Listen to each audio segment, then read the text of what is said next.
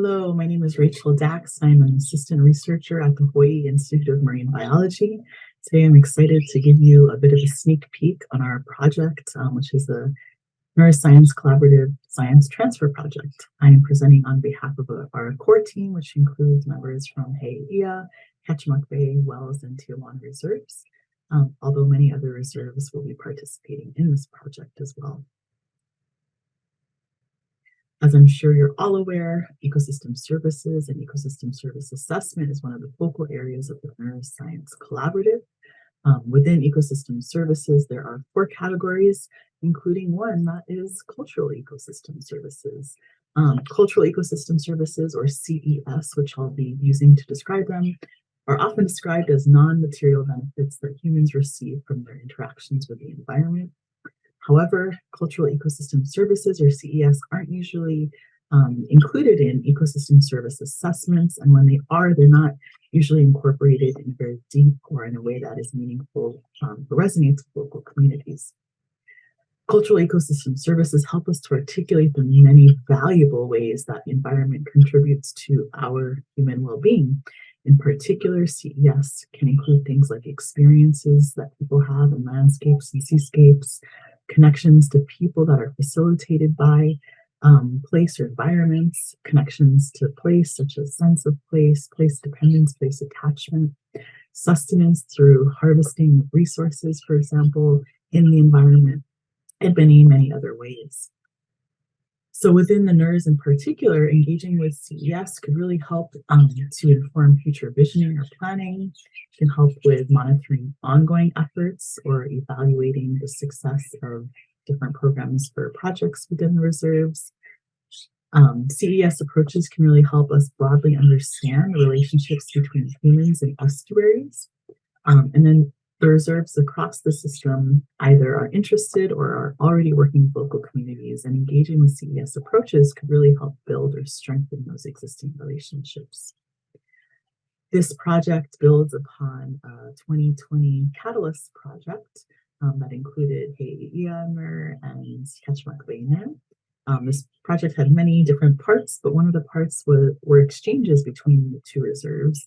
In the first exchange, the staff from Ketchimak Bay came to Hei'ia, and together the staffs of both reserves piloted these CES methods in a comfortable environment, so where mistakes or learning could really occur.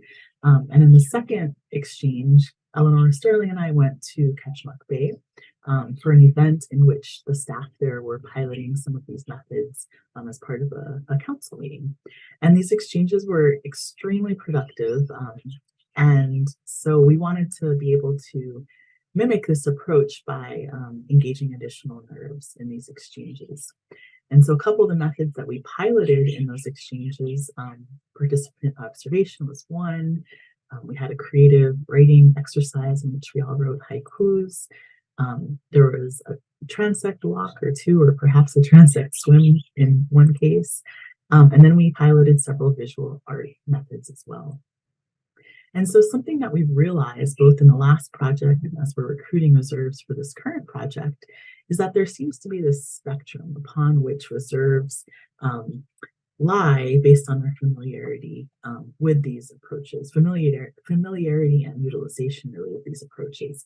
And when I say CES approaches on the slide, but when we're figuring out where reserves are on the spectrum, we could really insert a number of different terms or concepts instead of CES, because these are all complementary. So for example, human dimensions, which is an area where the system is really trying to push boundaries and include more, human dimension approaches really could be included here also.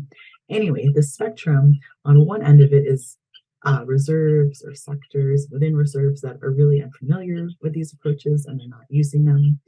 In the middle of the spectrum lie reserves that are familiar with these approaches, but they haven't established relationships with communities yet, so they don't feel comfortable using these approaches with communities.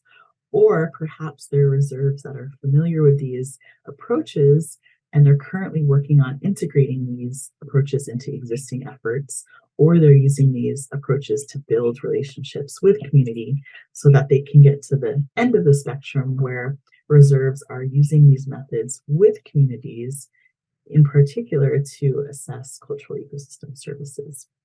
And so this project really aims to move reserves along that spectrum by transferring knowledge on CES methods through workshops, which will be both in person and virtual, and through exchanges, for example, like I mentioned earlier, where we're really pairing up um, reserves on different parts of that spectrum to transfer knowledge.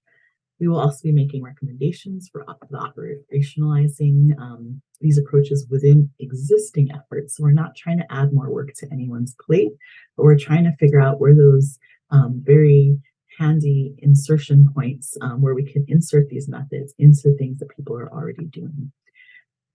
We will be building a community of practice to support and share lessons learned so that people who want to be engaging in these methods don't feel like they're doing it on their own, but they do have a network to lean on. And then finally, we'll be engaging the Davidson Fellows in a training so that the next generation of managers are also thinking about CES. And with that, I will say thank you. Feel free to be in touch. My email is there. Thanks.